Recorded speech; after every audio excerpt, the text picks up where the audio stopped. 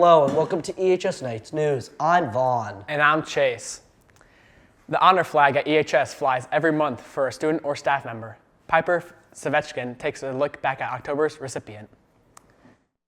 Brett Powell, a student here at Ellington High School, won the honor flag in October. Though he didn't know this at the time, the office had been planning a prank involving his family and friends to make it a surprise. Honestly, I thought I was in trouble. Miss Landry knocked on the door. It was like, hey, we need to see you, and I was scared. I didn't know what was happening. So, By convincing Brett that he was in trouble and responsible for stopping the football season, he had no idea that something good was actually taking place. Only after he looked through the office window and saw his parents did he realize what was happening. my first thought was, what did I do that was so bad that my whole family's here? But then after that, I realized it was for something good and a huge sigh of relief.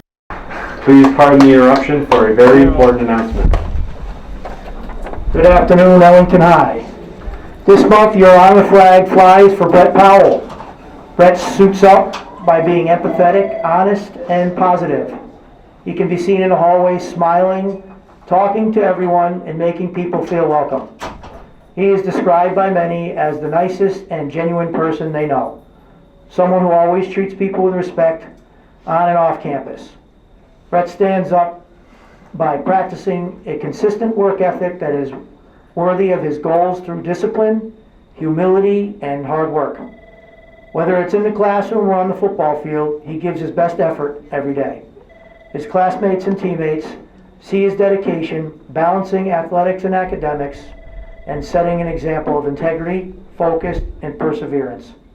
His acts of generosity show his character, a quiet, steady leadership that makes others feel seen, included, and supported.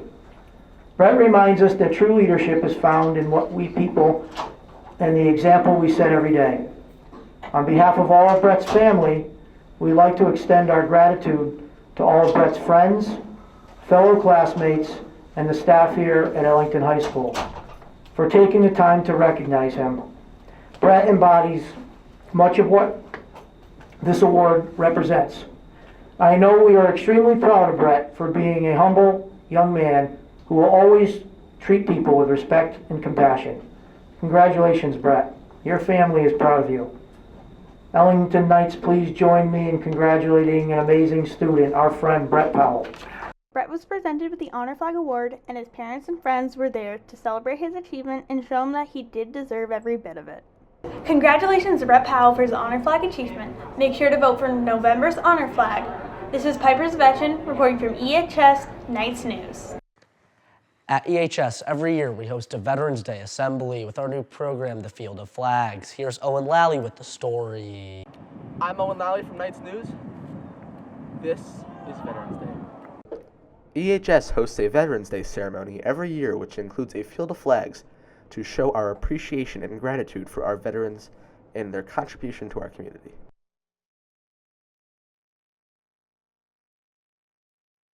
Student council members described the process for making the field of flags and the bond that was formed. So basically, each student council member had two flags, and we stood in 3x3 grids with a yardstick to make sure that they were all spaced evenly, and then we put the flags in the ground and checked to make sure that they were good. Everybody got two flags each, so we all kind of got to contribute and honor the veterans that kind of gave their money so that we could put them down and honor them in front of the school. Lauren Hoover, head of the Veterans Day Committee, describes what the flags represent. The flags out front represent the money that we raised for the American disabled veterans that often don't get enough money raised because a lot of the time the government doesn't provide enough money for them to cover that medical bill or the PTSD, like things that they need, therapy and things like that. Dylan Calcetta explains what the flags mean to him. To me, it means that our youth generation is still supporting our veterans as they give us our freedom. I'm Owen Lally for EHS Nights News.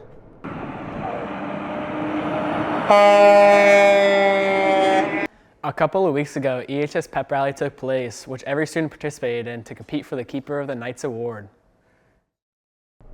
4 classes, 1 trophy, and a gym filled with students ready to lose their voices in this year's Ellington High School Pep Rally. In this year's Pep Rally, all students in EHS did competition to decide which class had the most school spirit. After a long, hard, and fought battle, the seniors emerged victorious. But will they be able to keep their position for long? Let's ask from the students around the school to see what they think. To get the students' thoughts on this, we first asked how they felt about the pep rally. I think it went well. I think there was just like a lot of good energy and people had a lot of good school spirit about it, so it was good. I thought the pep rally was all right. I kind of found it boring just because I didn't like the games that they did this year.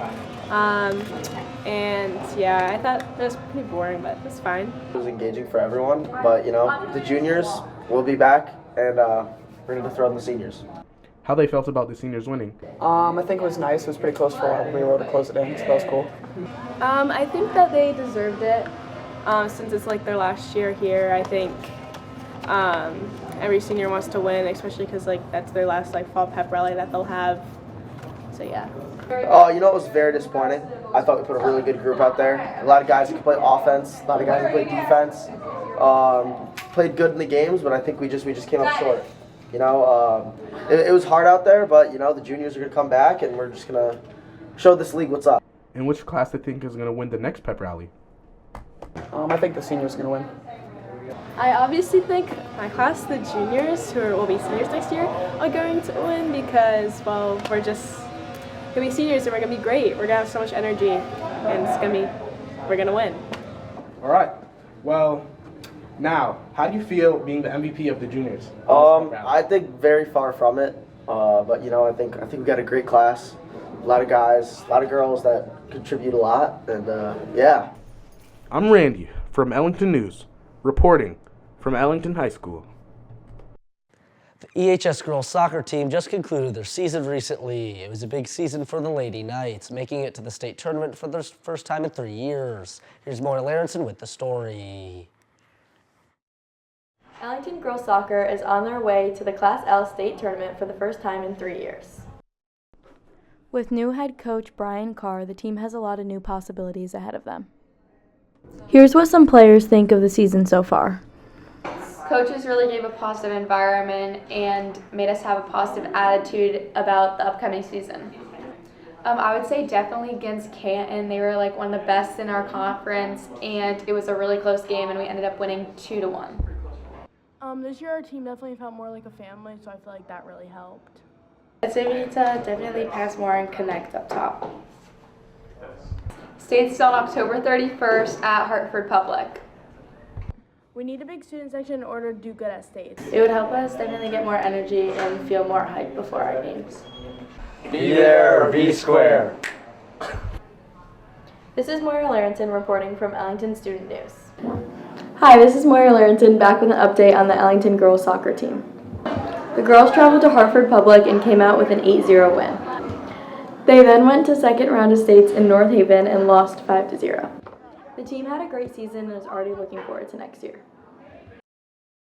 The Ellington Knights football team had a big loss to Crack. Here's Everett Buss covering what might just be the downfall of the Ellington Knights football team. The Ellington Knights has been handed their first loss of the season, 50-27. Ellington is known for continuing the downfall after their loss. We'll now ask the players about their loss and their reactions. I think a big reason was we didn't respond to getting punched in the mouth, and our defense couldn't stop the run, at all. And I think in the first half our offense played good, but then we struggled in the second half. And, we thought we were going to roll in there and win, and we didn't. That's a very good response to that. Why did you have low snaps? Because I, No comment? No, I just, okay. We're gonna. All right, next question. How are we going to respond to, the loss of the Crack Colts? We got to bounce back and go bear hunting. Sounds great. And last question for you, Zach. Why did Brett Powell crash out on you? Because he wasn't running the ball hard enough. Thank you, Zach.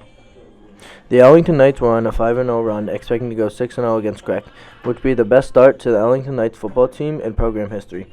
But they ended up getting destroyed. The Knights now question how they will respond when they play Granby. We're with Brett Powell here, number 22, starting running back for the Ellington Knights, 45 as well.